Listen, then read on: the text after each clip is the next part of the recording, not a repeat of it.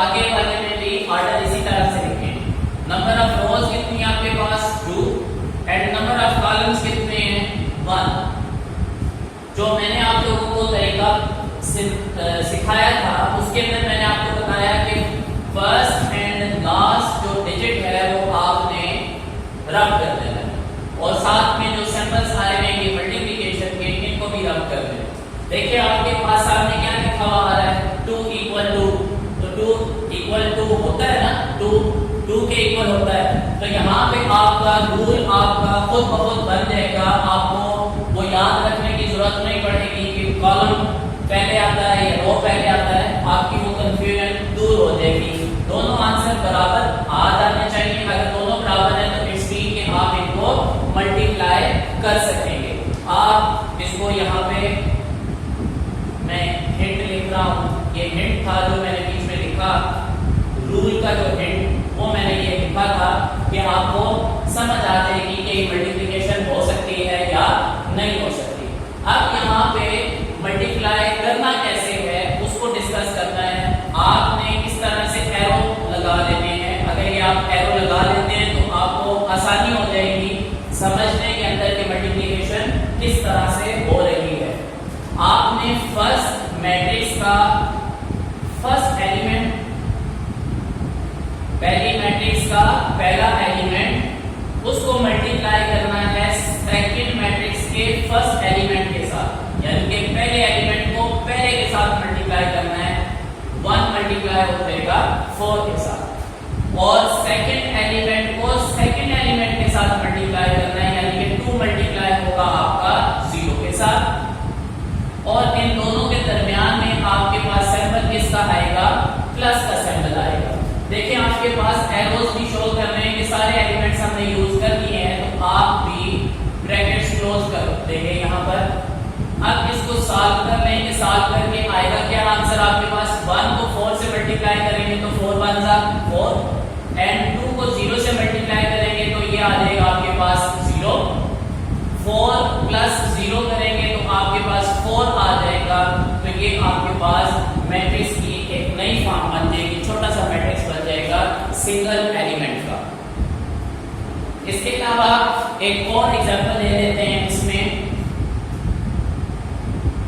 Question number 5 ले लेते हैं, पार्ट नंबर 5, यानी कि क्वेश्चन नंबर 3 का पार्ट नंबर 5 ले लेते हैं। यहाँ पे आपको एलिमेंट्स दिए गए हैं 1 -3 and 6, 2 0 and -1 और सेकंड मैट्रिक्स आपको यहाँ पर दी गई है 4 0 5 and -4। ये आपके पास सेकंड मैट्रिक्स इस तरह से दी गई। तो सबसे पहले आप चेक कर लेंगे क्या ये मल्टीप्लाई हो भी सकता है या नहीं। तो सबसे पहले आपको क्या चेक करना होगा, ऑर्डर लिखना है। यहाँ पे जो मैंने हिंट आपको बताया था मैं उसको फॉलो कर रहा हूँ, वो ज्यादा आसान है बनिस्बत इसके कि आप इसमें कंफ्यूज हो जाए कि कॉलम पहले आता है या रो पहले आता है। तो मैं ऑर्डर लिखने लगा हूँ कि ऑर्डर क्या बनेगा इसका। नंबर ऑफ रोज कितनी है इसके अंदर, 1 2 and 3। नंबर ऑफ रोज कितनी है यहाँ पर, 3 नंबर ऑफ रोज हैं। और कॉलम्स कितने हैं यहाँ पर, 2 कॉलम्स हैं। ये हमने फर्स्ट मैट्रिक्स का ऑर्डर देख लिया। इक्वल सेकंड मैट्रिक्स का ऑर्डर देखें वो 2 by 2 है, यानी कि 2 रोज हैं और 2 ही कॉलम्स हैं। तो यहाँ पे मैंने आपको क्या हिंट दिया हुआ है कि आपने फर्स्ट डिजिट को भी और जो लास्ट में है उसको भी आपने रब कर देना है। तो यहाँ पे देख लें कि आपके पास 2 इक्वल टू आ गया हुआ है, इट्स मीन कि ये आपस में मल्टीप्लाई हो सकते हैं। अब जब ये मल्टीप्लाई हो सकते हैं और रकम भी काफी बड़ी सारी आ गई है तो इसको मल्टीप्लाई कैसे करेंगे उसको चेक कर लेते हैं। तो सबसे पहले मैं डाल दूंगा एरो ताकि कंफ्यूजन ना रहे कि किसको किसके साथ मल्टीप्लाई करना है। ये मैंने एरो डाल दिया। अब आपने फर्स्ट एलिमेंट को फर्स्ट एलिमेंट के साथ मल्टीप्लाई करवाना है।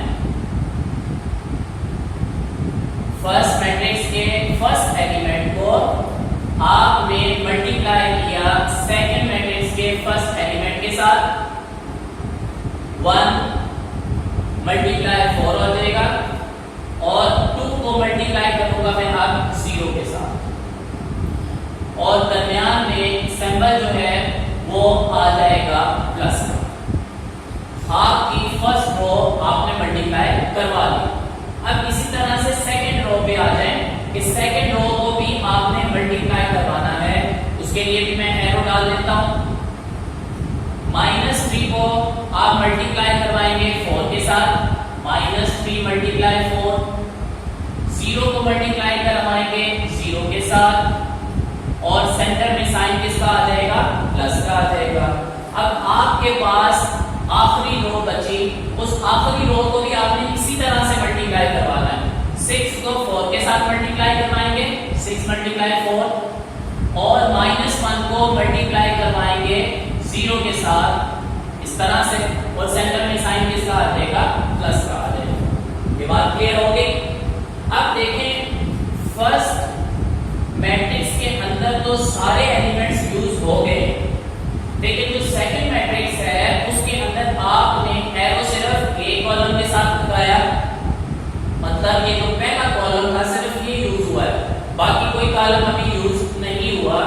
तो अब जिस तरतीब से आपने यहाँ पे फर्स्ट मैट्रिक्स को फर्स्ट सेकंड मैट्रिक्स के कॉलम के साथ मल्टीप्लाई करवाया, उसी तरतीब के साथ आपने सेकंड कॉलम के साथ भी मल्टीप्लाई करवा देना है।